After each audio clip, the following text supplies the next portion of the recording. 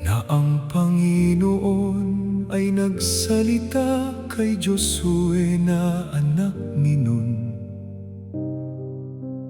na sinasabi, si Moises na aking lingkod ay patay na, ngayon ay tumindig ka. Tumawid ka sa Jordang ito, ikaw at ang buong bayang ito, hanggang sa lupain na aking ibinibigay sa kanila, sa mga anak ni Israel. Bawat dakong tuntungan ng talampakan ng inyong paa ay naibigay ko na sa inyo. Walang makatatayong sino mang tao sa harap mo, sa lahat ng mga araw ng iyong buhay. Kung paanong ako'y sumakay Moises, ay gayon ako sa iyo. Hindi kita iiwan ni pababayaan kita. Magpakalakas ka at magpakatapang na mabuti. Hindi ba kita inutusan? Ikaw ay magpakalakas at magpakatapang na mabuti. Huwag kang matakot ni mang lupaypay, sapagkat ang Panginoon mong Diyos ay sumasa iyo. Saan ka man pumaroon, ang aklat na ito ng kautusan ay huwag mahihiwalay sa iyong bibig, kundi iyong pagbubulayan araw at gabi, upang iyong masunod na gawin. At si Josue ay nagsugong lihim mula sa sitim ng dalawang lalaki na pinakatiktik, na sinasabi, yumaon kayo na inyong kilalanin ang lupain at ang Jericho. At sila'y pumasok sa isang bahay ng isang babae ng pangalan ay Rahab, at nakituloy doon. At ipinagsama ng babae ang dalawang lalaki at ikinubli, at kanyang isinampa sila sa bubungan at ikinubli sa mga puno ng lino. Hindi ba kita inutusan? Ikaw ay magpakalakas at magpakatapang na mabuti. Huwag kang matakot ni mang lupaypay, sapagkat ang Panginoon mong Diyos ay sumasa iyo.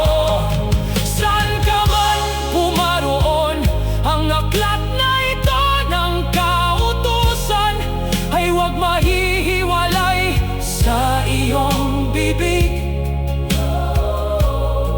kundi iyong pagbubulayan araw at gabi, upang iyong masunod na gawin. At sinabi ni Rahab sa mga lalaki, talastas ko na ibinigay sa inyo ng Panginoon ang lupain, sapagkat aming nabalitaan kung paanong tinuyo ng Panginoon ang tubig sa dagat na mapula sa harap ninyo. sapagkat ang Panginoon ninyong Diyos ay siyang Diyos sa langit sa itaas at sa lupa sa ibaba. Nang magkagayoy kanyang pinababa sila sa pamamagitan ng isang lubid sa dungawan, at kanyang itinali ang panaling pula sa dungawan. At nagsibalik ang dalawang lalaki at bumaba sa bundok, at naparoon kay Josue na anak ni Nun, at kanilang isinaysay sa kanya ang lahat na nangyari sa kanila. At kanilang sinabi kay Josue, tunay na ibinigay ng Panginoon sa ating mga kamay ang buong lupain, at nangliliit ang lahat na nananahan sa lupain sa harap natin. Sapagkat ang Panginoon mo, Diyos, ay sumasa iyo saan ka man pumaroon.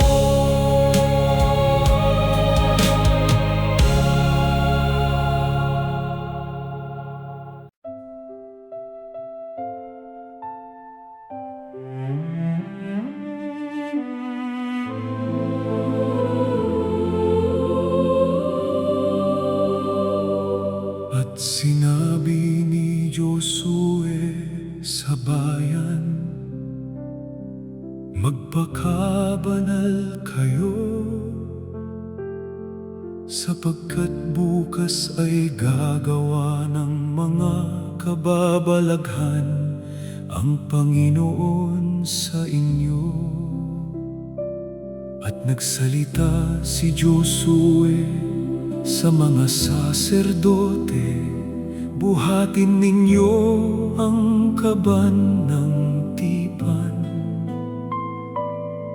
at magpauna kayo sa bayan. At kanilang binuhat ang kaban ng tipan, at nagpauna sa bayan. Sa ganito ay inyong makikilala na ang buhay na Diyos ay nasa gitna ninyo. Narito ang kaban ng tipan ng Panginoon, ng buong lupa ay nagpapauna sa inyo sa Jordan. Pagka ang mga talampakan ng mga paa ng mga saserdote ay titigil sa tubig ng Jordan, na ang tubig ng Jordan ay mahahawi at mag-iisang bunton, at ang tubig na bumababang mula sa itaas ay tumigil, at nag-isang bunton na malayo sa kanila. At ang mga saserdote na nagdadala ng kaban ay tumayong panatag sa tuyong lupa sa gitna ng Jordan. At ang buong Israel ay dumaan sa tuyong lupa, hanggang sa nakatawid na lubos ang buong bansa. Sapagkat tinuyo ng Panginoon ninyong Diyos ang tubig ng Jordan sa harap ninyo, upang makilala ng lahat ng mga bayan sa lupa ang kamay ng Panginoon na makapangyarihan, upang sila'y matakot sa Panginoon ninyong Diyos magpakailanman. At sinabi ng Panginoon kay Josue, kumuha ka ng 12 lalaki sa bayan, na isa sa bawat lipi. At kumuha kayo mula sa gitna ng Jordan ng 12 bato, at dalhin ninyo upang ito'y maging pinakatanda sa gitna ninyo, na pagka itinanong ng inyong mga anak, anong kahulugan sa inyo ng mga batong ito? At ang mga saserdote na nagdadala ng kaban ay tumayong panatag sa tuyong lupa sa gitna ng Jordan. At ang buong Israel ay dumaan sa tuyong lupa, hanggang sa nakatawid na lubos ang buong bansa. Sapagkat tinuyo ng Panginoon ninyong Diyos ang tubig ng Jordan sa harap ninyo, upang makilala ng lahat ng mga bayan sa lupa ang kamay ng Panginoon na makapangyarihan, upang sila'y matakot sa Panginoon ninyong Diyos magpakailanman. At inyo ngang sasabihin sa kanila, sapagkat ang tubig ng Jordan ay nahawi sa harap ng kaban ng tipan ng Panginoon. At ang mga batong ito ay magiging pinaka-alaala sa mga anak ni Israel magpakailanman. At yaong 12 bato ay ibinunton ni Josue sa Gilgal. Nang araw na yaon ay pinadakila ng Panginoon si Josue sa paningin ng buong Israel. Ang Israel ay tumawid sa Jordan, ito sa tuyong lupa, gaya ng ginawa ng Panginoon ninyong Diyos sa dagat na mapula, na kanyang tinuyo sa harap namin, hanggang sa kami ay nakatawid. At ang bayan ay umahon mula sa Jordan at humantong sa Gilgal, sa hangganang silanganan ng Jericho, upang makilala ng lahat ng mga bayan sa lupa ang kamay ng Panginoon.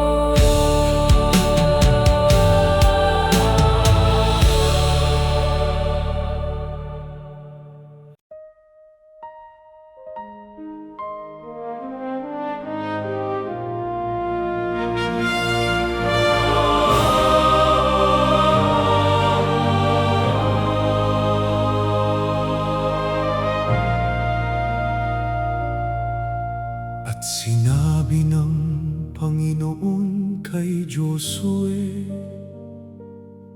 tingnan mo, aking ibinigay sa iyong kamay ang Jericho, at ang hari niyaon, at ang mga makapangyarihang lalaking matapang.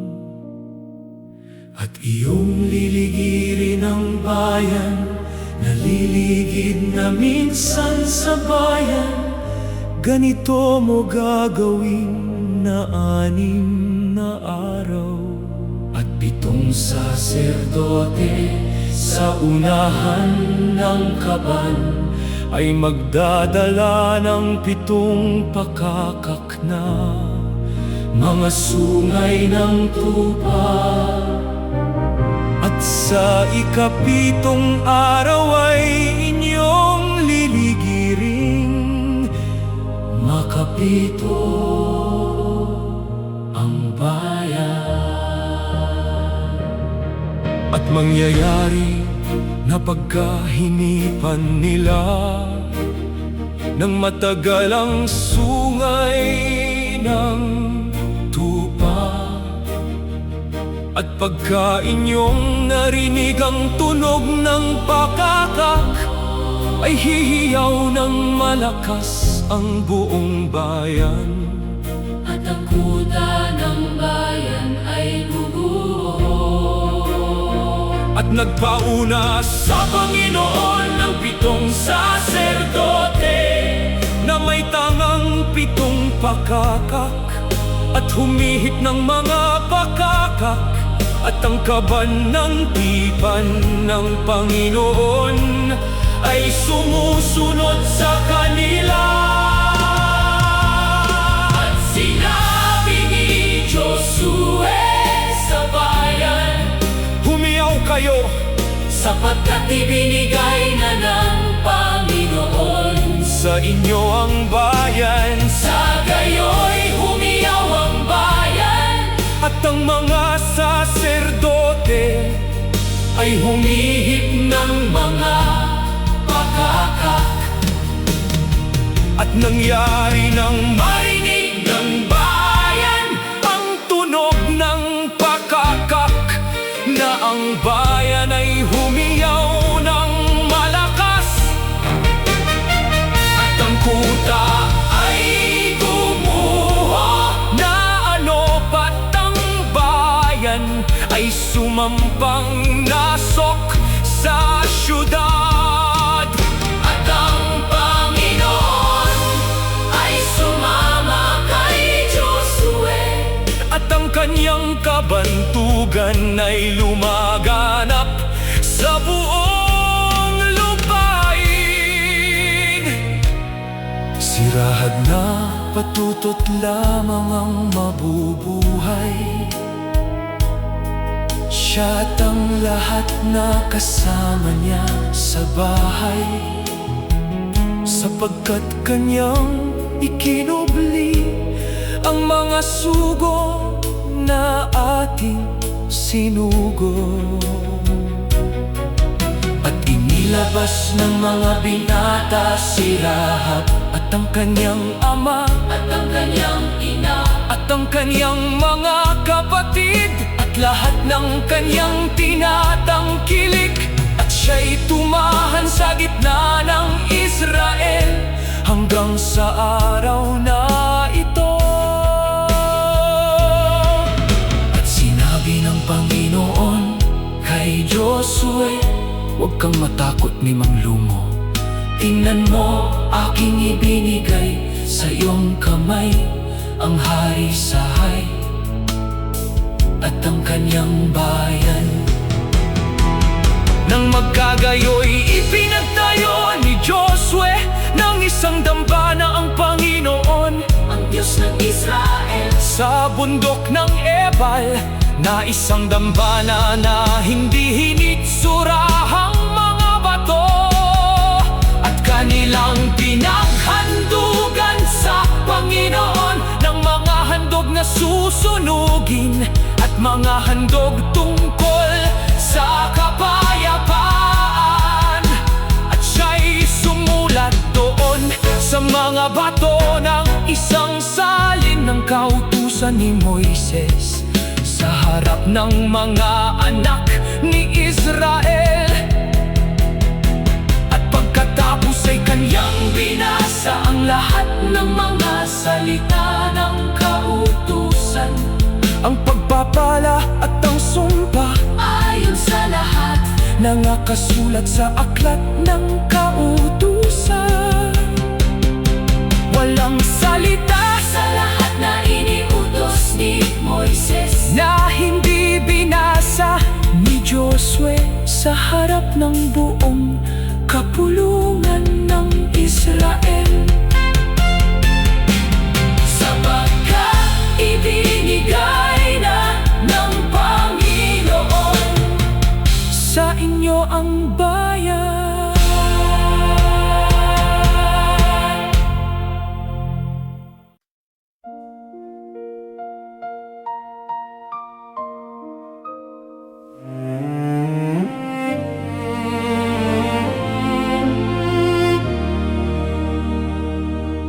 nang mabalitaan ng mga taga Gabaon ang ginawa ni Josue sa Jericho at sa Hai, ay gumawa silang may katusuhan at nagpakunwaring sila'y mga sugo. At sila'y nagsipa roon kay Josue sa kampamento sa Gilgal at nangagsabi, mula sa totoong malayong lupain ang iyong mga lingkod, dahil sa pangalan ng Panginoon mong Diyos. Sapagkat aming nabalitaan ang kabantugan niya at ang lahat niyang ginawa sa Egipto. At si Josue ay nakipagpayapaan sa kanila at nakipagtipan sa kanila, napabayaan silang mabuhay. At sumagot sila kay Josue, ikinatakot naming mainam ang aming buhay dahil sa inyo. At ngayon, narito, kami ay nasa iyong kamay. Kung ano ang inaakala mong mabuti at matuwid na gawin sa amin, ay gawin mo. At iniligtas niya sila sa kamay ng mga anak ni Israel, na hindi sila pinatay. Araw, tumigil ka sa Gabaon, at ikaw, buwan sa libis ng Ajalon. At ang araw ay tumigil at ang buwan ay huminto, hanggang sa ang bansa ay nakapanghiganti sa kaniyang mga kaaway. At ang araw ay tumigil sa gitna ng langit, at hindi nagmadaling lumubog sa isang buong araw, sapagkat ipinakipaglaban ng Panginoon ang Israel. At ang mga tao sa Gabaon ay nagsugo kay Josue na sinasabi, Sampahin mo kaming madali, at iligtas mo kami, at tulungan mo kami. At sinabi ng Panginoon kay Josue, huwag mo silang katakutan, Sapagkat aking ibinigay sila sa iyong mga kamay. walang lalaki roon sa kanila na tatayo sa harap mo. Araw, tumigil ka sa Gabaon, at ikaw, buwan sa libis ng Ajalon. At ang araw ay tumigil at ang buwan ay huminto, hanggang sa ang bansa ay nakapanghiganti sa kaniyang mga kaaway. At ang araw ay tumigil sa gitna ng langit, at hindi nagmadaling lumubog sa isang buong araw, sapagkat ipinakipaglaban ng Panginoon ang Israel. At hindi nagkaroon ng araw na gaya niyaon, bago nangyari yaon, o pagkatapos niyaon, Na ang Panginoon ay nakinig sa tinig ng tao, At sinabi ni Josue sa kanila, huwag kayong matakot ni Mang Lupaypay. Kayo'y magpakalakas at magpakatapang na maigi, sapagkat ganito ang gagawin ng Panginoon sa lahat ninyong mga kaaway. Ganito sinaktan ni Josue ang buong lupain, ang lupaing maburol at ang timugan at ang mababang lupain, gaya ng iniutos ng Panginoon, ng Diyos ng Israel. At ang lahat ng mga haring ito at ang kanilang lupain ay sinakop ni Josue na paminsan, sapagkat ipinakipaglaban ng Panginoon, ng Diyos ng Israel. At si Josue at ang buong Israel ay bumalik sa kampamento sa Gilgal, sapagkat ipinakipaglaban ng Panginoon ang Israel.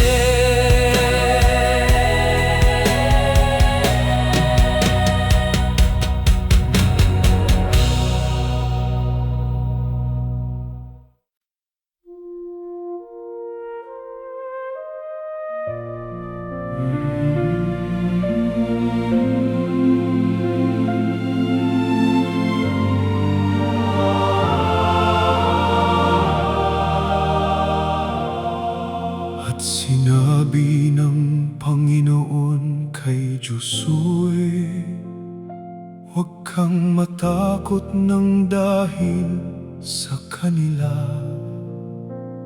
sapagkat bukas sa ganitong oras ay ibibigay ko silang lahat sa harap ng Israel.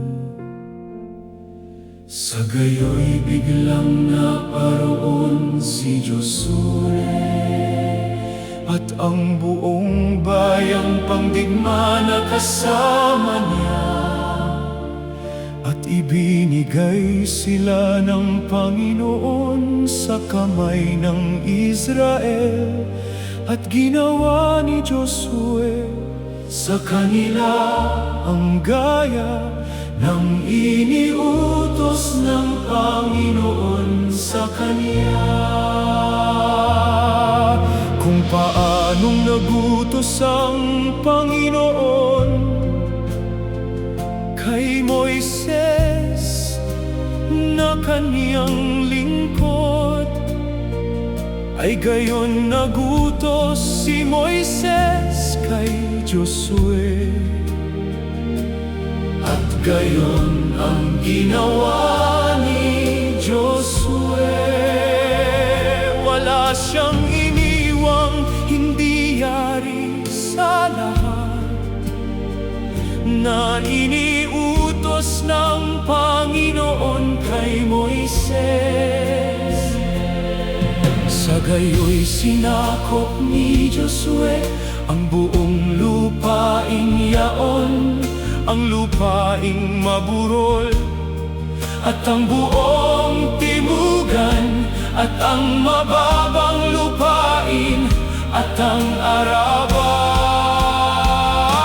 Gayon sinakop ni Josue ang buong lupain ayon sa lahat na sinalita ng Panginoon kay Moises, at ibinigay ni Josue na pinakamana sa Israel ayon sa kanilang pagkakabahagi. Sa ngayon sa kanilang mga lipi, at ang lupain ay nagpahinga sa pakikipagdigma.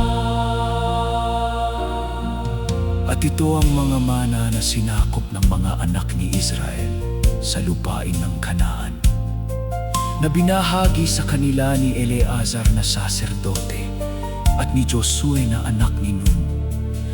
at ng mga pangulo ng mga sangbahayan ng mga magulang ng mga lipi ng mga anak ni Israel.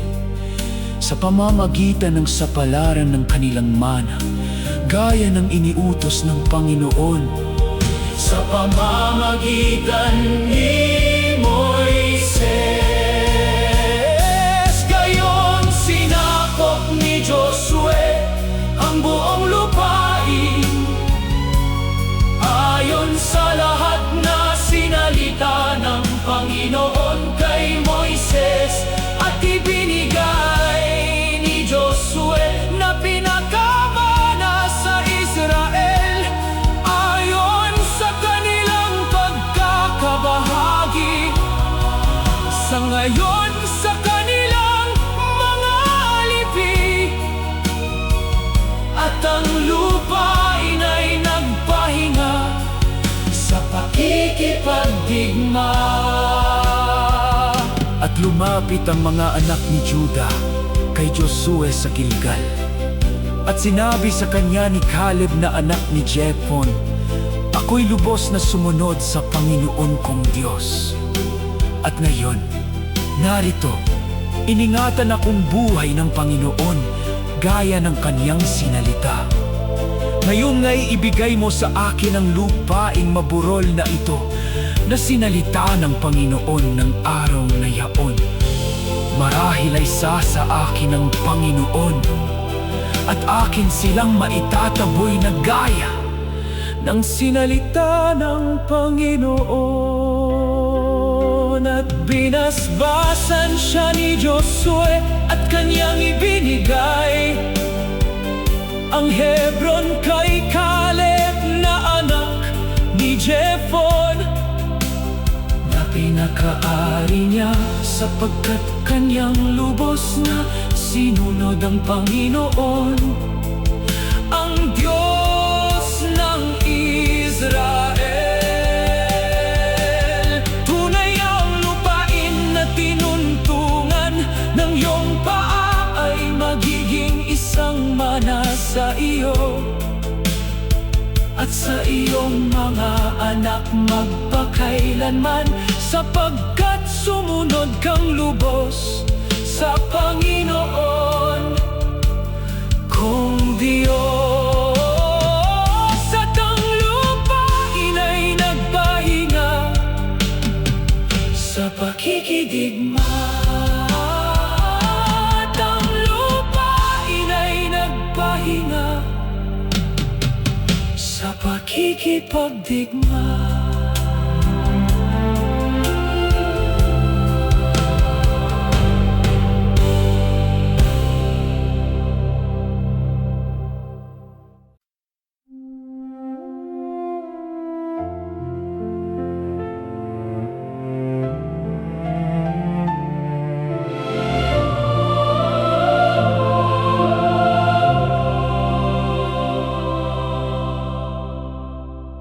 At nangyari pagkaraan ng maraming araw, nang mabigyan ng Panginoon ng kapahingahan ang Israel sa lahat nilang mga kaaway sa palibot. At tinawag ni Josue ang buong Israel. At sinabi sa kanila, "Inyong nakita ang lahat na ginawa ng Panginoon ninyong Diyos sa lahat ng bansang ito dahil sa inyo, sapagkat ipinakipaglaban kayo ng Panginoon ninyong Diyos. Kaya't kayo'y magpakatapang na mabuti na ingatan at gawin ang lahat na nakasulat sa aklat ng kautusan."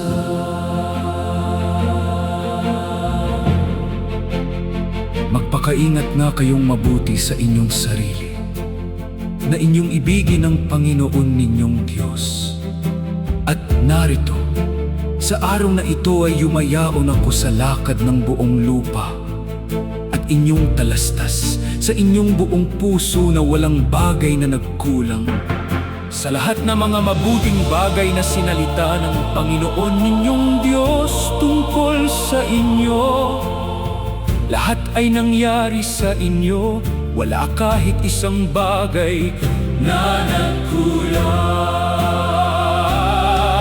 Ngayon ay matakot kayo sa Panginoon at paglingkuran ninyo siya sa pagtatapat at sa katotohanan, at piliin ninyo sa araw na ito kung sino ang inyong paglilingkuran. Ngunit sa ganang akin at ng aking sambahayan ay maglilingkod kami sa Panginoon. At sumagot ang bayan, Ang Panginoon nating Diyos ay aming paglilingkuran. at ang kanyang tinig ay aming didinggin.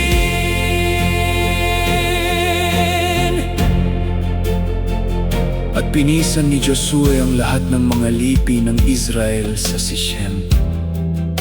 At tinawag ang mga matanda ng Israel at ang kanilang mga pangulo, at sila'y nagsiharap sa Diyos. At sinabi ni Josue sa buong bayan, ganito ang sabi ng Panginoon, ng Diyos ng Israel.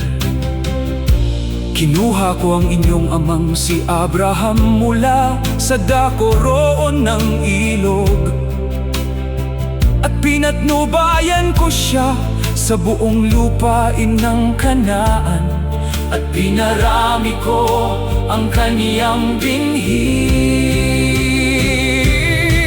Ngayon ay matakot kayo sa Panginoon at paglingkuran ninyo siya sa pagtatapat at sa katotohanan, at piliin ninyo sa araw na ito kung sino ang inyong paglilingkuran. Ngunit sa ganang akin at ng aking sangbahayan ay maglilingkod kami sa Panginoon. At sumagot ang bayan, Ang Panginoon nating Diyos ay aming paglilingkuran. at ang kanyang tinig ay aming didinggin. Sa gayo'y nakipagtipan si Josue sa bayan ng araw na yaon, at nilagdaan niya sila ng palatuntunan sa Sichem. At kumuha siya ng malaking bato at inilagay sa lilim ng ensina na nasa tabi ng santuaryo ng Panginoon. At sinabi ni Josue sa buong bayan, narito, ang batong ito ay magiging saksi laban sa atin, sapagkat narinig nito ang lahat ng mga salita ng Panginoon na kaniyang sinalita sa atin. At maglingkod ang Israel sa Panginoon sa lahat ng mga araw ni Josue. Sa ganang akin at ng aking sambahayan Ay maglingkod